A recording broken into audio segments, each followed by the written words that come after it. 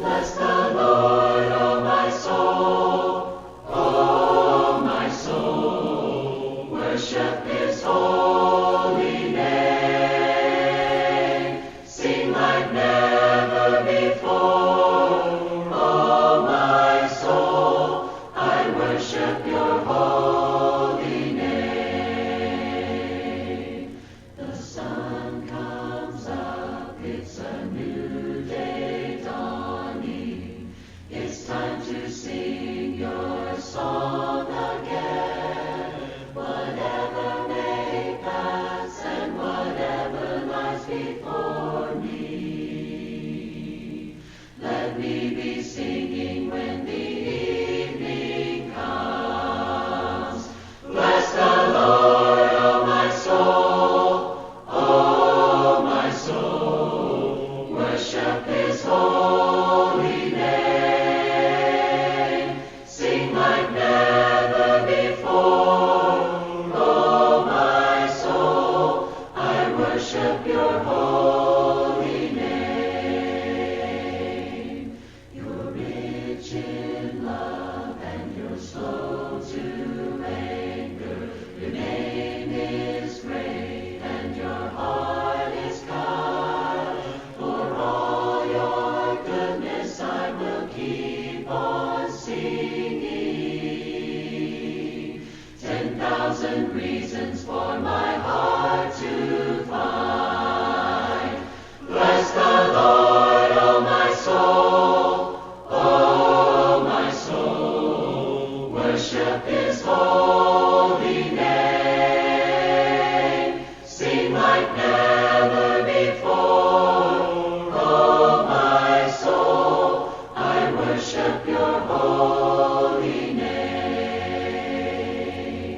And on that day when my strength is failing, the end draws near and my time has come, still my soul will sing your praise unending. 10,000 years and then forevermore. Bless the Lord, O my soul.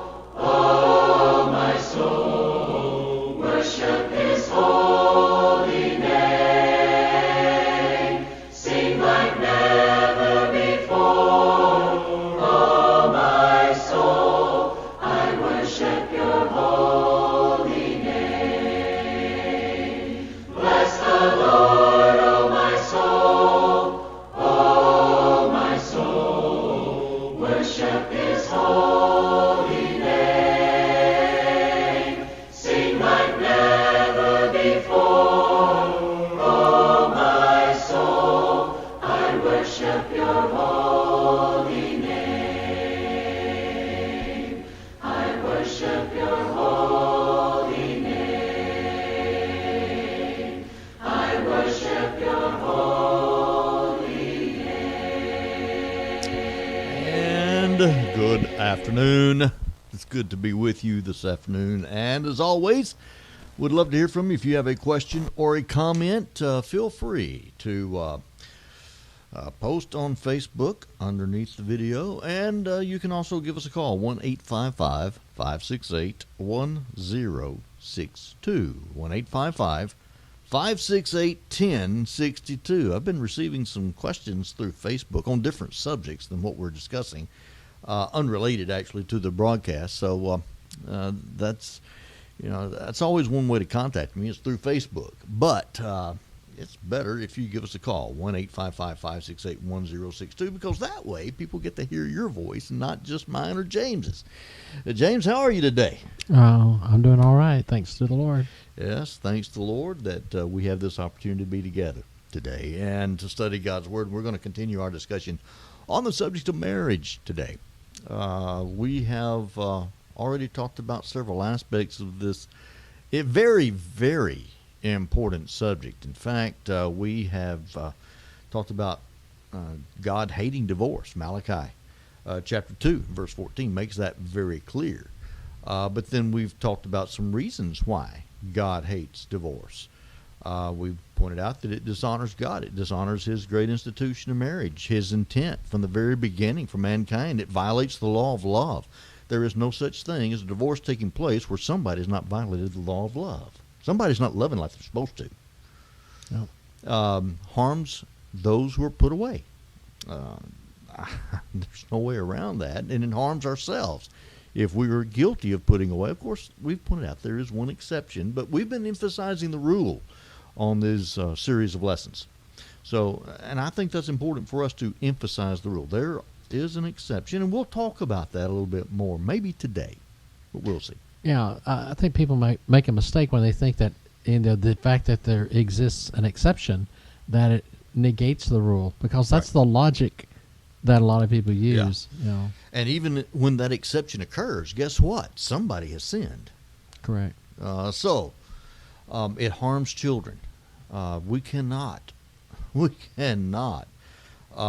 ignore the seriousness that this has on our children, the serious complications that it causes for our children in just growing up. And it's devastating. It harms society as a whole. We pointed out that the foundation of the society in which we live is the home. When the home falls apart, everything else falls apart. Yeah. And we've been seeing that in the country for the last several years, several decades, the deterioration of the home. And now we are reaping the fruits of that in our culture. And so, harm society as a whole. We've also tried to emphasize the purpose of marriage. God established marriage so that we can have companionship and happiness. Of course, God wants us to be happy, but we've stressed that God wants us to be holy first. And then if we're holy, blessedness will come about. Mm-hmm. So let's put first things first, and let's do what's right. And then we will benefit from being right with God. To prevent sexual immorality. Paul argues that in 1 Corinthians chapter 7, Proverbs 5:19, Hebrews 13 verse 4. God wants godly families. And Malachi chapter 2 verse 15 makes that point.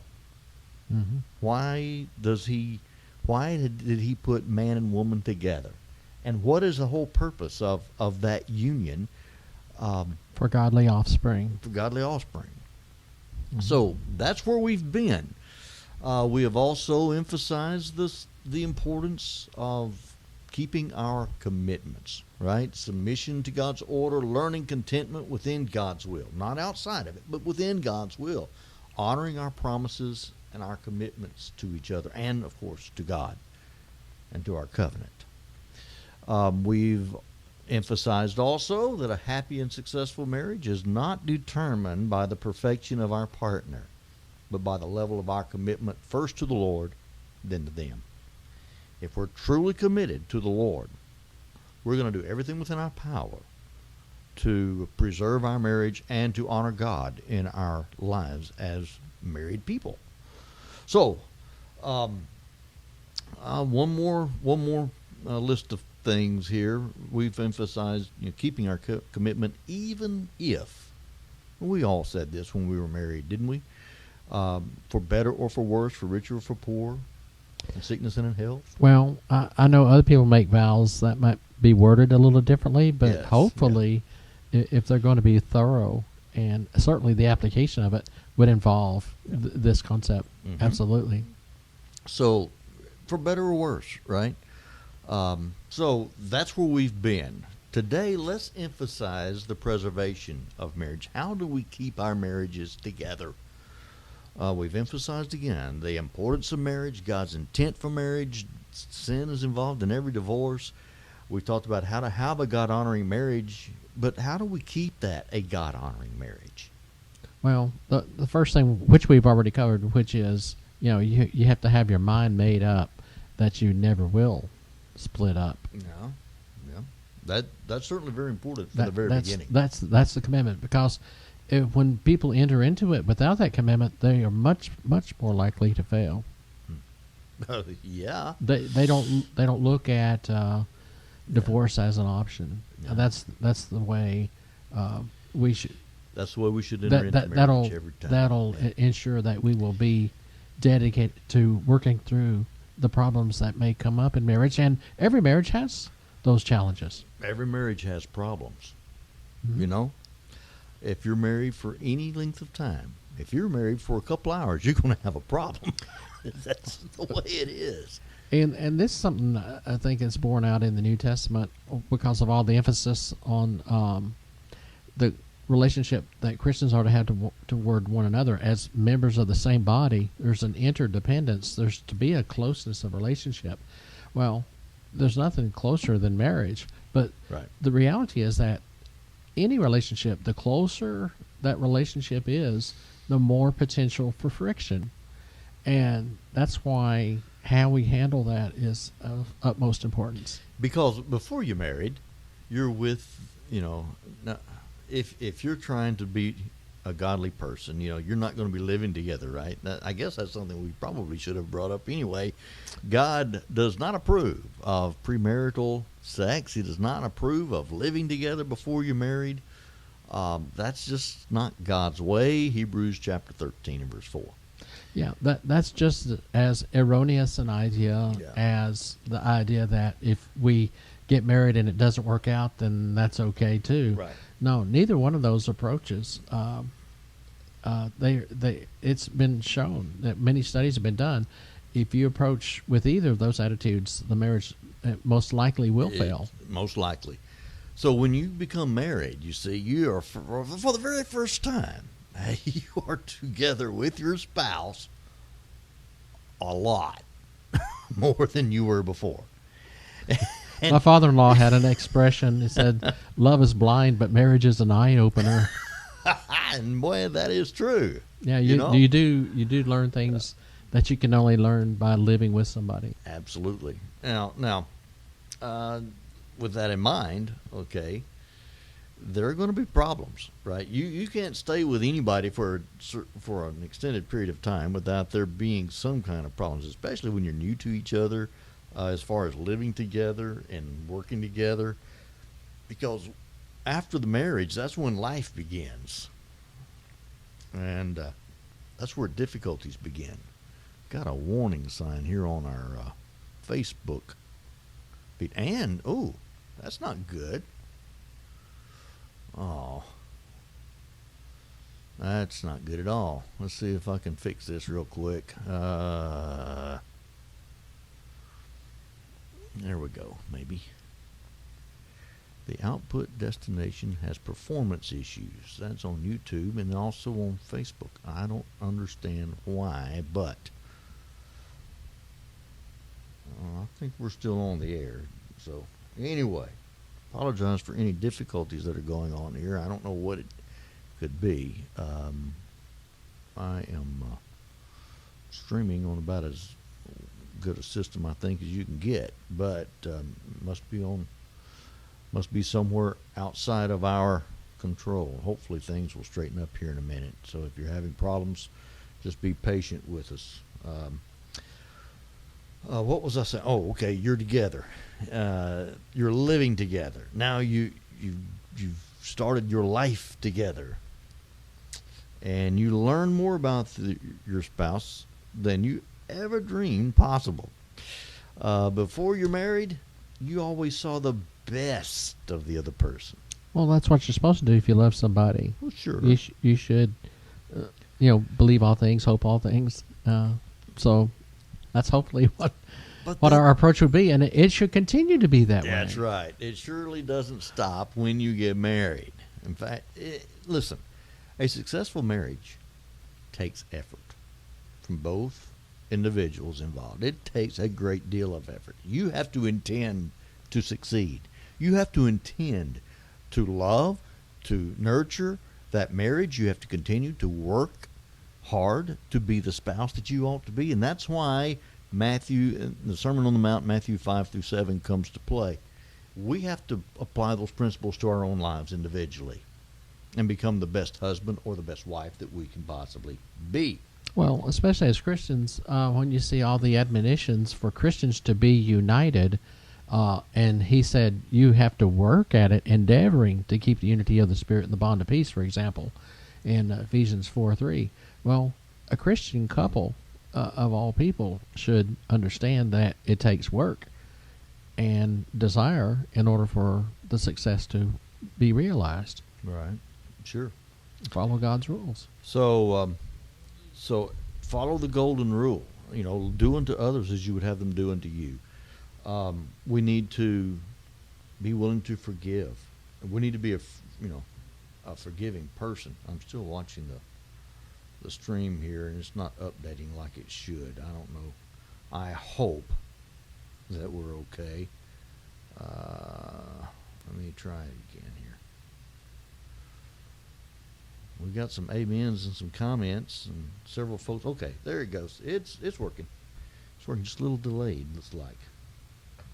Actually, yeah, it's a little delayed. Feedback. We're on. Feedback's helpful. Yeah. Can you hear feedback? As far as people from the audience, I'm talking about. Absolutely. It's helpful. Absolutely. To know that we're being heard. And feel free to give your comments, and we do appreciate the amens, Linda. Appreciate that very much. If you have a question or comment, feel free to share with us. So, okay, how do we preserve marriage? We follow the golden rule. We do unto our spouses. We would have them do it to us. We are willing to forgive. Always be merciful, compassionate, kind, and always try to treat your spouse like you would want your spouse to be treating you. Okay, that's a very important rule. Then respect and submit to one another. We're told, the husbands and the wives are to respect each other. They are to love each other. Yes, the wives are to submit to their husbands in all things, but there's also a sense, as human beings, we are to be submissive to one another. In fact, it's interesting in Ephesians chapter 5. Verse 21. Yeah, it makes that very point. Just before he talks about wives submitting to your husbands, he talks about everybody submitting to each other. Correct. And that in the fear of God. Right, and that fits in also with Philippians chapter 2 and verses 1 through 5, Mm-hmm. And certainly those principles govern our relationships in the body of Christ. Yeah. But those principles also would apply to our marriage. Yeah. And even in that concept, 1 Peter 3, for example, the husband, he subordinates or submits, if you want to use that word, basically the same thing. But he subordinates his own will for the well-being of his wife. He is to dwell with her according to knowledge.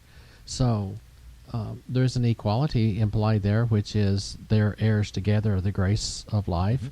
And if he acts like he's the boss over her, and it's not going to be grace for either one of them. Yeah. It's going to become misery. So it's important that the husband understands the example of Christ, once again, from Ephesians 5, to be unilaterally sacrificial in the demonstration of his love for his wife, mm-hmm. which would lead her to want to submit mm-hmm. to him, to be able to trust him that he does have her best interests at heart more than for himself. Mm-hmm. That's the example Jesus set for us all as Christians, and husbands especially need to emphasize that specifically in their marriages. That's when the marriage is going to work.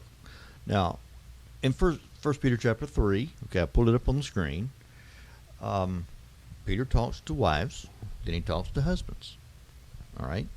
Wives, likewise, be submissive to your own husbands, that even if some do not obey the word, they without a word may be won by the conduct of their wives, when they observe your chaste conduct accompanied by fear. Now, wives, submit to your husbands. Okay? What about the unbelieving husbands? They still need to submit to them. Yeah. And the same thing is true in the same context. In the end of chapter 2, slaves being obedient to masters, even and the ones that are harsh. Yeah. That's where it's to their credit if they suffer for doing what's right. But if they do what's wrong and they suffer, there's no credit or benefit of that kind of suffering. Peter also talks about government in that very same context. I mean, yeah, it starts with government. Yes, really, it starts with government. You go all the way back up to verse 13. Yeah, 13 through 17. The emperor of that time wasn't a nice guy. but okay, you fulfill your role. There goes the red warning sign again. The input or the output destination has major performance issues. I don't know what is the performance issue here. Maybe I can go to Facebook and see if I can figure it out. Well, it doesn't say anything on that end about there being a problem. I would just also say about 1 Peter 3, when it talks about likewise, it says likewise wives were to be like the slaves to the master. But then in verse 7, it says husbands likewise. So the manner of their treatment of their wife has to be parallel with that of the wife's treatment of her husband. I think that's an important thing to not overlook. It says excellent connection on YouTube.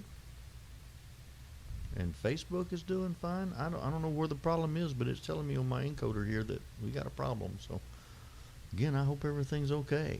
Right. Just keep moving on by faith. Just keep going. The conduct of the wife. It's what you do that's going to have a more greater impact than what you say.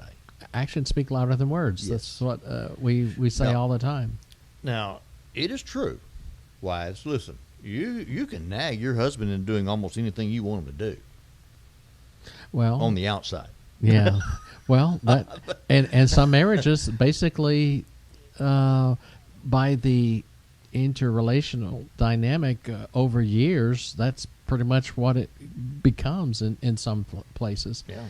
And it, in a sense, you can say they've kind of trained each other to be that way, or they just fallen into that bad habit or whatever. But to me, if a wife would have the right to nag her husband about anything, you would think the Lord would say, yes, you can nag your husband into becoming a Christian. And he does not even allow that. He says that he's to be won by without a word. Without a word. Now, I believe others should help when it comes to the gospel message. And she can share her faith, but she should show her faith and let others take the lead as far as trying to teach him the gospel in an evangelistic way. Well, I've known people, personally, that wife was a faithful Christian, attended on a regular basis. Husbands, no, didn't give a care in the world about spiritual matters. Didn't care. But of course, as time went on, that changed. And it was because of the faithfulness of the wife that it eventually changed. Absolutely. And she did not nag him. It's kind of like, the illustration of the little boy who does something wrong and his mom tells him to go sit in the corner. Now, she, by her own authority, can make her go sit in the corner, make him go sit in the corner. And there's a story about the little boy that was made to sit in the corner because he messed up. And he proclaimed very sternly to his mother, I may be sitting down on the outside, but on the inside, I'm still standing up. And, when you nag somebody to do something against what they want to do, the reality is that may be their attitude, and very likely is their attitude. They may be doing it on the outside just to try to keep the peace, but on the inside, they're not there. So if you win by love, you win by influence, you win by your faithfulness and your credibility, your consistency, and all those things are true in your life, then that's going to have that long-term effect on your spouse. Yeah, and the unbeliever will test the faithfulness of the Christian. So even in a close relationship like that, they will test it in some way or another. Yes. And we need to show, first of all, a respect for the authority of God and do whatever God says to do, even when it conflicts with what the husband says to do, as far as, forsaking the assembling and things like that, that may become an issue if the husband says he wants his wife to stay home and all that. And she shows her loyalty to God first, but then in every other aspect, she must show the respect for the authority that her husband has in those areas of life where the Bible doesn't contradict what the husband says. If you are interested in a deeper study of 1 Peter chapter 3, verses 1 through 7, there was a lesson that I presented just a couple of weeks ago. A God-honoring marriage. It's found on our website, w65stchurchofchrist.com. The audio files available there, as well as the video and the keynote files or the PowerPoint files are also available. You can download them absolutely free, and it goes in to a much deeper discussion of the text. So we talk about modesty and what beauty God really desires from women. That's of course what he says here: a gentle and quiet spirit, which is very precious in the sight of God. And then the example of Old Testament saints. But verse 7, let's skip down to verse 7. Like I said, you can go to our website and you can look at the lesson. You can listen to it or you can watch it as well. But verse 7, husbands likewise dwell with them with understanding. First off, likewise. Mm-hmm. It's an important word. That's an important word in this text, isn't it? Mm-hmm. Wives are to submit to their husbands and follow God's will and be the kind of person that they ought to be. Likewise, husbands, you are too. And you're to dwell with them with understanding. Now, understanding. Does that mean that I have to understand every emotional characteristic of my wife, everything that she feels? I have to be fully in tune with her feelings at all times. I mean, certainly we should try to do that. Well, but that's what I was going to say is the important thing is to show that you're trying to, that you care enough to try to. Absolutely. But that's one of those cliches almost about women being such a mystery, and that men can never understand women. But it is certainly a challenge. But it's something that Peter says is possible in the sense that the woman knows that there is that connection. Yeah. And the desire and the attempt goes a long ways, guys. We can't read each other's minds. No. But hopefully over time we come to understand how we communicate. Communication going back, is the key. Yeah, going back to when a person first gets married. Both of these people are young people, and they are just automatically are going to use the behavior that they see in their father and mother. But what if they come from two very different families with two very different communication styles? Which so often happens. It most certainly does. And then the birth order of children is a factor as well. Now, when it comes to their place in the family, and therefore when they're out on their own, what do they do then? Yeah. Well, certainly Peter is instructing us us husbands, all right, to seek to understand our wives. I believe that's certainly involved in this concept. We're seeking to understand their needs, their desires, the protection. I think there's also another aspect to this, though, James, besides that. I think that we need to dwell with them with understanding, not just of their needs, but also God's will for us and God's demands of us and our roles and our responsibilities in this marriage. Sure. So, it's not just an understanding of her, it's an understanding of me. And it's an understanding of God and His will. So, with understanding, I think, is a broader concept than sometimes we give credit to here in this text, in this passage. We are to dwell with them with understanding of God's will, of our duties and our responsibilities, and the needs of our wife. So maybe I've just placed a lot more on your plate than what...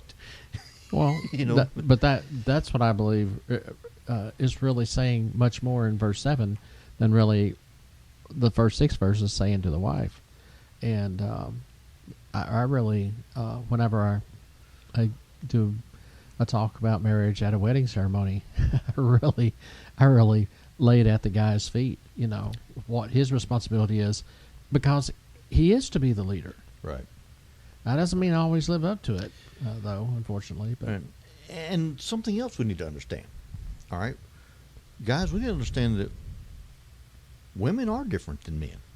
And God made us that way for a reason. Just have this understanding. Look, we don't think the same. We're not the same. There are differences between men and women.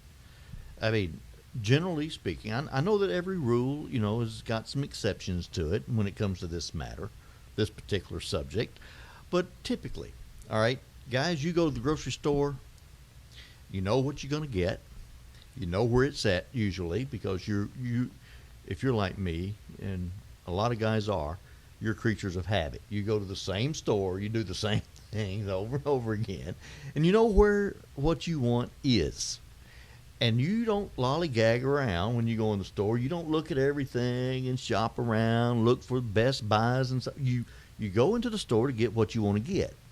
And you get back up, and as you approach the checkouts, you're looking at which one's the shortest so you can get out there the quickest. You're a hunter, see. You've gone out, and you're a provider. You've gone out, you've gotten what you need. Now you're in a rush to get back. That's what guys do. That's not what most women do. Most women like to shop. You know what I mean? They like to. I did not enjoy going shopping with my mother. Okay? Now my wife is not really like this. She's been shopping, and she likes to shop, and that's fine. I enjoy going with her, probably more than she even realizes. But just because I'm with her, how about that? Brownie points, right? Just because I'm with her. But look, my mom, she would go to Walmart, and she would look at every single item they have in that store. It seemed that way anyway. Before we could leave. That was exhausting. But that's what women do, You're driving somewhere. Most men want to see how fast they can get from point A to point B. A lot of women, they're not concerned about how much time it takes to get from point A to point B. They're more interested in about all of the things that are around them on their journey from point A to point B. They like to look. They like the scenery. That's a general rule, but that's certainly not universal. But you get my point. We need to understand there is a difference. And every issue, every problem, everything that you can talk about, you need to understand there is a difference. And sometimes, there was a book many years ago, James, about I don't remember which Men one. are for Mars, Yeah, women are for Venus. Yeah. And just pointing out some of those differences. But we need to understand that those differences exist, and we need to have that understanding as well. All right? So, but then I think one of the most important things that Peter says here is giving honor to the wife. Respect her. Value her. Value her desires and her needs. Seek to satisfy them. Sacrifice for them. Honor your wife. Okay? Put her on that pedestal that she ought to be. As to the weaker vessel. James, what do you think that means? As to the weaker vessel. Well, I think it means the same thing as it does in 2 Timothy 2 about vessels of honor as opposed to vessels of dishonor. A weaker vessel is one that was maybe like alabaster or porcelain, and you treat it with care, as well as respect, and like that's the thing that's most prominently displayed in a china cabinet, that kind of thing. There's the value. Mm-hmm. There's the value, and it's shown in how you the position that you give it, but also you handle with great care. Because she is delicate in many ways, and I do think from the physical traits that differentiate between men and women, there is a reality that most women are frail in that regard. I certainly don't. Peter is not talking here about men are smarter than women. No way. He's not talking about men are more valuable than women. Nope. Just the opposite, actually. He's certainly not making those. He's not saying that men are more important than women, and their role. He's not saying their roles are more important than women. But it is true. Listen, men must protect their wives. Why? Why is that responsibility placed upon the husband? Well, he's emotionally made to be that. Plus, he is physically stronger. That's kind of the concept. Emotionally, And and so with all of that, that's part of how God made men different to be that for the wife, and that is an emotional need as far as feeling protected that we must make sure that we don't neglect. very true. And that's where trust comes in as well. So, all right, for the women, use your example over your tongue to persuade. Husbands, you have duties and responsibilities as well. Bring happiness. Okay, make your wife happy. Wives, make your husbands happy. Do what you can to show them that they're important to you. And once again, you see 1 Corinthians 7 just spell that out.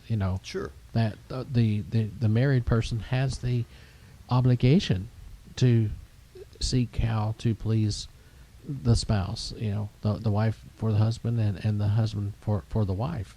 There in 1 Corinthians 7. So it's not saying that being single makes you more holy. Some people draw that conclusion from it, but it actually is an expectation that God has. And he expresses it there, that we are to be concerned about that very much. It's to be a priority. Ecclesiastes 9:9 says, "Live joyfully with the wife, whom you love all the days of your vain life, which he has given you under the sun. All your days of vanity." Throughout the book of Ecclesiastes, you hear a lot about vanity, a lot about worthless things. But as you're going through your life, and he calls it your vain life, Mm-hmm. it's good. It's good to have a wife or a husband by your side. Well, in Proverbs it says he who has a wife has a good thing. Yes. And it didn't say a good wife, but he who has a wife That is your has a good portion thing. in life, and the labor which you perform under the sun. Live joyfully with the wife whom you love. Be understanding. Okay, we've talked about that. Let me switch, by the way, back to the chart. Be understanding and private time. Now we're getting back to 1 Corinthians 7, verses 2 through 6. Of course, Proverbs 5, 18 and 19 also talks about the sexual union and relationship that husbands and wives are to have. And we've already talked about 1 Corinthians 7, 2 through 6 just a little bit on Wednesday. And the Apostle Paul, they're emphasizing that, wives and husbands are not in any way to deprive their spouse of that association together. Their sexual union is not to be used as a weapon. So let's make application. I should never use sex as a weapon against my wife, and she should never use sex as a weapon against me. We should never separate ourselves except for consent, both of us agreeing, and for what purpose? So that we may give ourselves to fasting and prayer. Verse 5. So we need to spend time together, closely together. Yes, and that includes the sexual companionship, relationship that we're to have.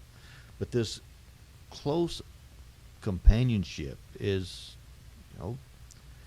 togetherness. That's emphasized in this text. Well, and that's going back to Genesis 2 about there being this oneness of spirit that's reflected in the oneness of flesh. Mm-hmm. And that's the key to it. If we have the right attitude toward our wives, then we're going to want to do those things that would be pleasing to them, and she would have that desire as well.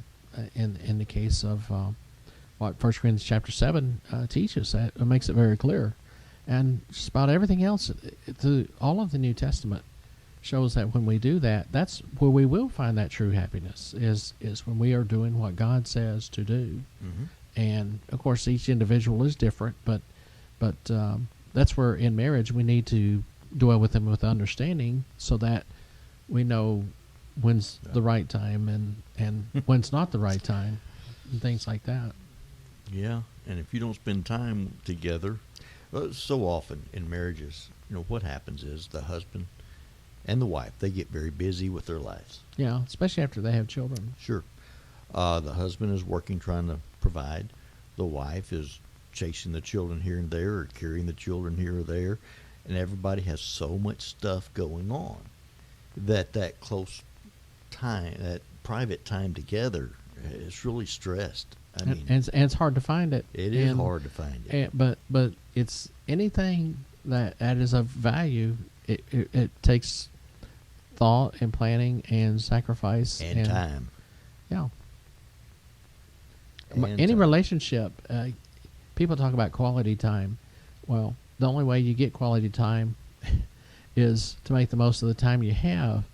But a lot of times, folks don't do that. They're too tired or too distracted, and there's so many other things that they allow to interfere, and it just happens over the years more and more if they don't make the effort and discipline themselves to make that effort and make one another a higher priority.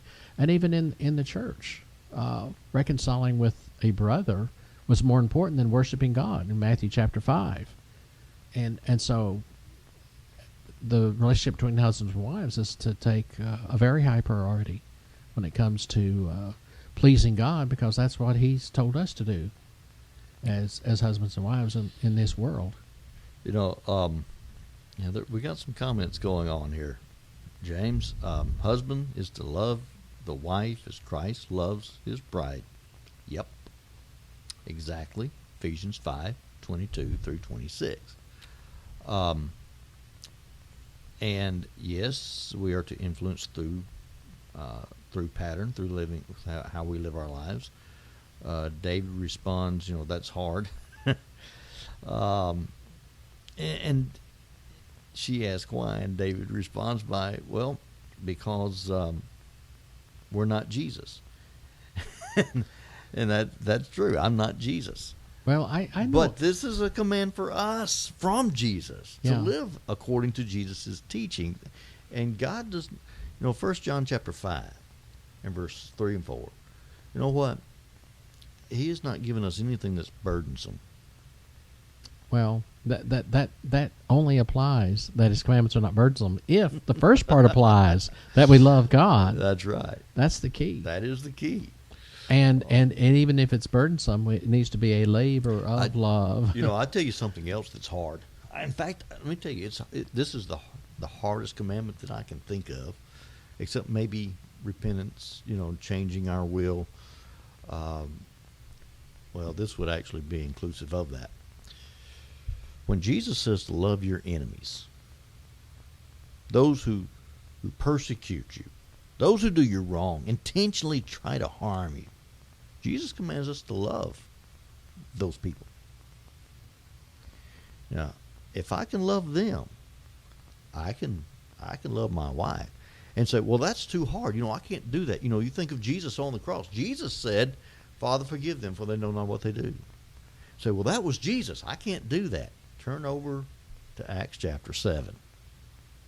Mm-hmm. Stephen, as he's being stoned, he basically says the same thing. Mm-hmm.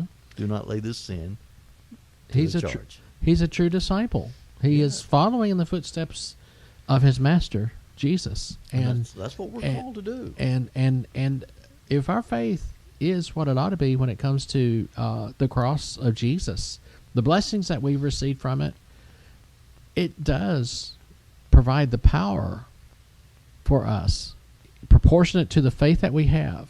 We understand the significance of the sacrifice that Jesus made for us. It gives us power to forgive our enemies.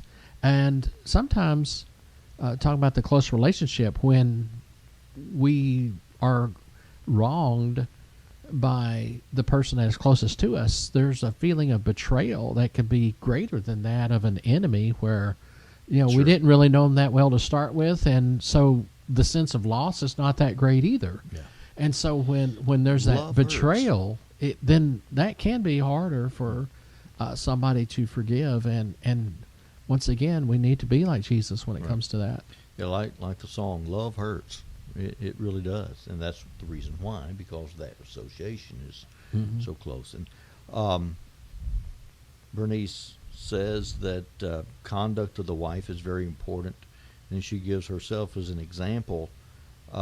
She just, being faithful, consistent, serving the Lord, and it took 13 years before her husband just, obey the gospel. I know a couple of cases where it took 40 years, 35 years. I know of one too. So, you never know. Just that's what the Lord would have you to do. Just be faithful. You do you in submitting to God. Everything else will it'll fall into place. Now, that falling into place may not include them because they may never obey the gospel. But at least you're right with God. And that's the most important thing. But find, do, and talk about things that bring joy. How about that statement? Find and do things, talk about things that bring you joy. Find things that you like together and do those things. And I hope and pray that the first and foremost thing that you enjoy doing together is worshiping and serving God. Right. And that's... But even things of an earthly nature, that can be even the smallest of sacrifices that one can make for another, and both should do for one another. That's right. So they're both going to be much happier as a result of doing that as well. If there's something that your wife really enjoys doing, this goes back to that understanding concept as well. Something that your wife really loves doing. There are several things that my wife enjoys. One of those things is she likes to go to antique shops and stores and look through all that old stuff, And so we go.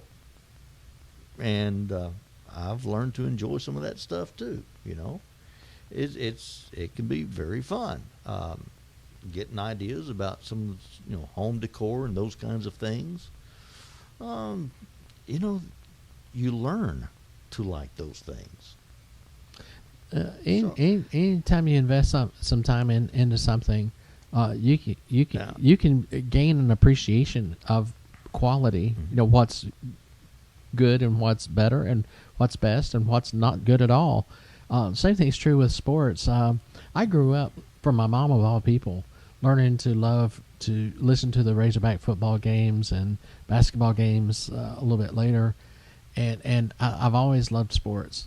My wife detests sports, competition of any sort. She hates it. But I remember she let me watch ball at her grandmother's house on the TV. When the Razorbacks were, in the NCAA tournament, Sidney Moncrief and all them, and let me do that. And I thought that was a very nice thing that she allowed me to do.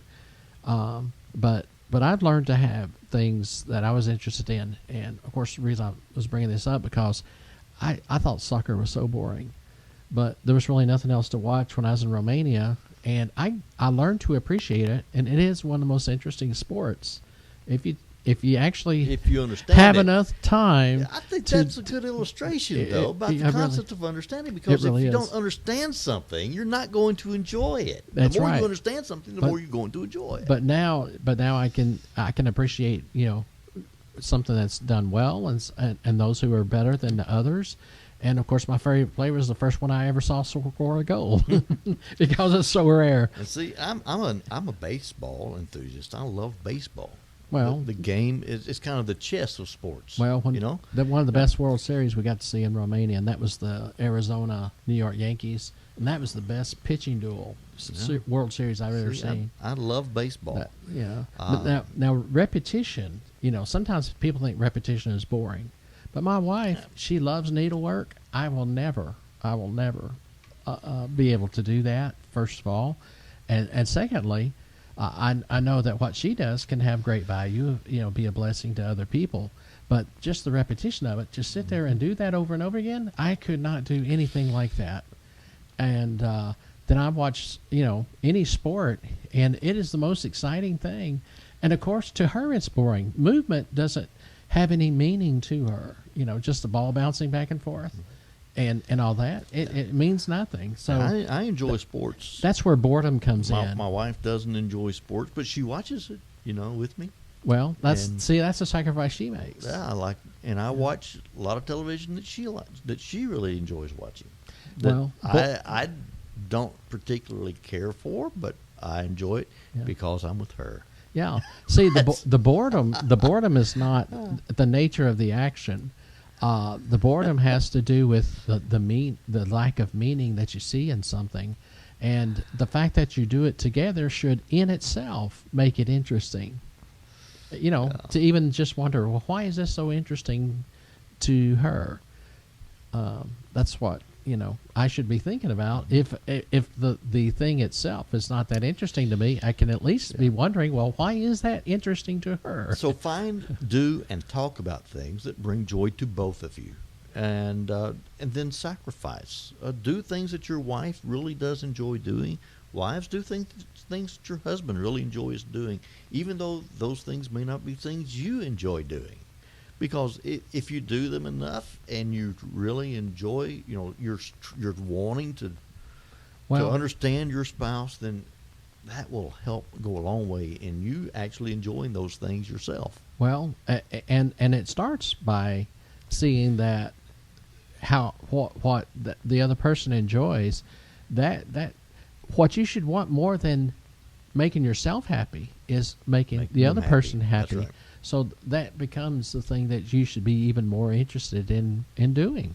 Set out to make your spouse happy every day. Do something, say something to try to make them happy every day. Make that your goal. Tell them you love them every day. Do something for them every day. Love each other. By the way, you can, and we do have several comments here on Facebook, James, and we've got some back and forth, but one of the things we have emphasized: love each other, value, respect. You want the best for your spouse, and that goes right into what we've been talking about. Let's see. Ashton says God's way works 100%. Yep. Even if your spouse doesn't obey the gospel, it can't be held over your head that you drove them away. Not to mention, by you remaining faithful, you keep yourself in God's right conduct. By the way, that is kind of what 1 Corinthians, that is, not kind of, it is what Paul's talking about in 1 Corinthians chapter 7. You stick to the Lord. You be faithful to the Lord. Now, that doesn't mean that you're antagonistic towards your spouse. It means that you're faithful to the Lord, and you're not going to leave the Lord to follow your spouse or to do what your spouse would have you to do. It's contrary to the Lord's will. You remain faithful to God, regardless. But even in the case of one where a Christian's married to one who's not a Christian, says you stay together. You stay in that marriage and you work through it. That is right. You stay together. You don't divorce. You don't leave. That's what Paul said. That, by the way, is the command of 1 Corinthians chapter 7, verses 10 and 11. Wives, don't leave. Husbands, don't divorce. Yeah, but then in verses 12 through 16, it's saying about even the unique situation of a Christian being married to one who's not a Christian. They still need to follow that same principle. That's right. What if they leave? Well, you don't leave the Lord to follow them. Right. By the way, that's point. That's yeah. Brother Don, really appreciated words you said at my sister's wedding. Very good at godly advice. Make the other person happy and keep God first. Yep.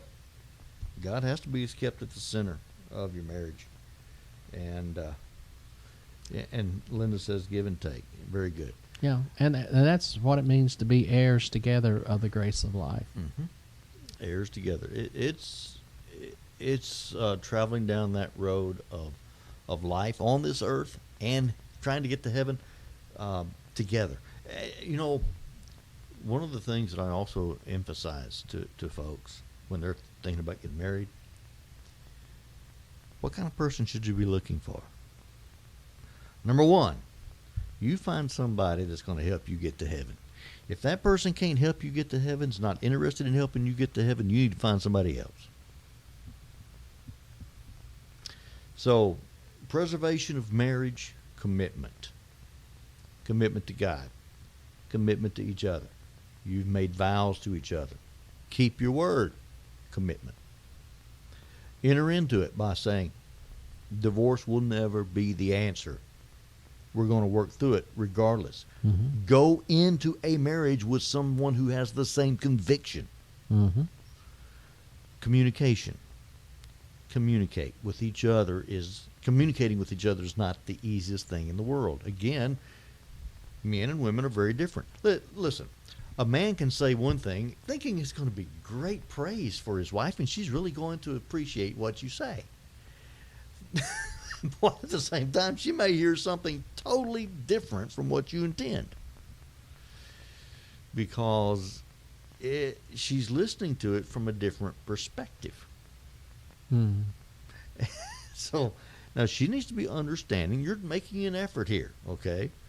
But generally speaking, most men are dumb when it comes to this kind of stuff. When it comes to communicating your feelings, most men don't really know how to do that very well. You know? You're more of a black and white kind of person. You're more of an objective type of a thinker. You know? This is logical. This is rational. This is practical. Where she's thinking more along the lines of, how's this feel in the moment? And, that's more of her perspective. Communication is very difficult between men and women because men and women are different. Yeah, but God made us different so that we would learn to be selfless and sacrificial in order to find the happiness God wants us to have. Mm-hmm. And that includes how we communicate. We got to learn how to communicate with each other. Mm-hmm. And the only way that you can learn how to communicate is to listen to each other. Yes, talk, but mainly listen. You have to learn how. You have to learn each other's language. You need to understand where each person is coming from. Yeah. Communication is a two-way responsibility. Yes, it is. Not only we're not just talking about talking, we're talking about listening as well. Boy, I tell you. And James says, "Be swift to hear, slow to speak, Yeah. slow to wrath." In our culture today, typically, we live in a day and time in which people do not know how to communicate. They don't even know how to think, No, and therefore they do not know how to listen. That's right. That's the problem. We have become so polarized in how we think about things. We're not willing to listen to anything else. And we do a terrible job at communicating what we believe. Because it may be because we don't really know what we believe. And we become defensive. And when you become defensive in your communication, you're going to have issues. You're going to have difficulties. Well, Needless to say. even if we believe the right thing in some cases, is We it for the right reason? that can affect how we communicate it. Yeah, women never forget. Remember, a woman never forgets, Linda says. And that's true too. Women don't forget. Men do. But control self. Take care of yourself. Do what's right yourself. Be considerate of each other. Consider the other person's needs. When the husband and wife both follow these principles, what kind of marriage are they going to have? Be willing to compromise. Not compromise faith, not compromise what's right, but be willing to compromise when it comes to matters of indifference in the sight of God. God doesn't care whether you go here or go there or do this or go. Where do you go to eat? Don't argue about that.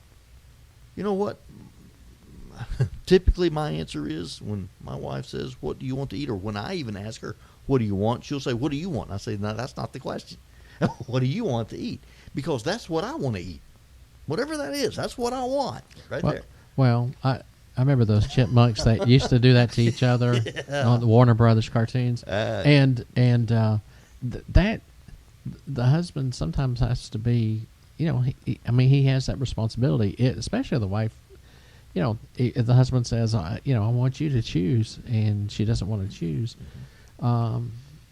maybe we need to at that point, but we need to at least make it clear that we want them to have Absolutely.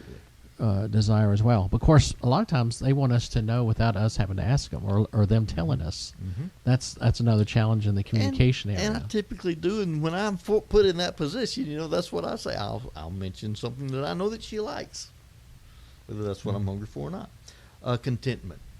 Be content with God's will. Be content with where we are. That's what Paul said in Philippians chapter 4. I've learned that in all things to be content, whether he had plenty or he didn't have anything. Well, and that certainly applies to marriage. A parallel attitude with contentment is gratitude, and maybe we should express that more, appreciation or gratitude for one another. Carry your own load. Do what you're supposed to do. Be the husband that you're supposed to be, guys. Wives, be the women, the wives that you're supposed to be. As far as rules, the rule of protection. Men, protect. Guard against anything that weakens your relationship. Wives, protect your marriage. Do anything that will help strengthen your marriage. Protect it. The rule of care. Provide emotional support for each other. The rule of time. Spend time with each other. Give each other undivided attention. It does take time. A successful marriage requires you spend time with each other. The rule of honesty. Be honest with each other. Be honest with your emotions and what you're feeling. And don't become defensive. And if we fear by being honest, if that's something that we're afraid to do, that tells you something right there about your relationship. Yeah. Be honest. With historic truth, with emotional truth, with current truth, and even your desires for the future. Let's be honest with each other.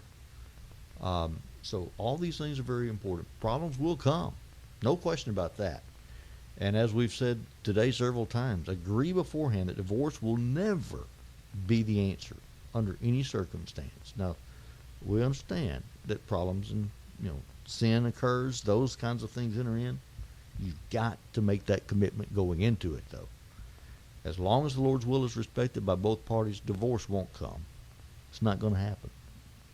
But rather, it'll be the source of joy and fulfillment throughout all the days of your life. So, James, thank you for being with me today.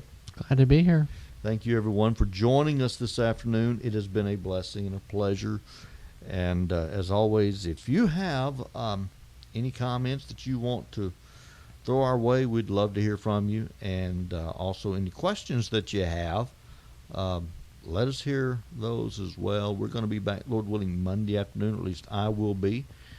Be back Monday afternoon. I think James has indicated he may start joining us on Mondays as well. So look forward to Monday afternoon at 3 o'clock. And we are going to talk about something different. I don't know what exactly yet. In fact, you know what? I might just leave that up to our audience. Let them decide what we're going to talk about. Let us know if you have any questions, any comments, and we'd be more than glad to deal with those things this upcoming Monday. I'd like to invite you to our worship services at 9 a.m. for Bible study here at the West 65th Street Church of Christ. We have resumed our Bible classes Sunday morning at 9 o'clock, classes for all ages. Also at 10 a.m., worship. We'll be worshiping together. The lesson for Sunday morning is going to be from Matthew chapter 9. And we're going to talk about Jesus calls sinners and our attitudes towards those who are in sin. And the concept of mercy, compassion, those kinds of things. So Matthew chapter 9 is going to be our text. Sunday night we're going to be singing beginning at 5 o'clock. That's our first Sunday of the month singing night. We haven't had one since March. So looking forward to Sunday night. Lord willing, all will be well with you between now and the time that we reconvene on Monday. Till then, may God bless you. Hope that you have a great rest of the day. Again, thank you very much for being with us.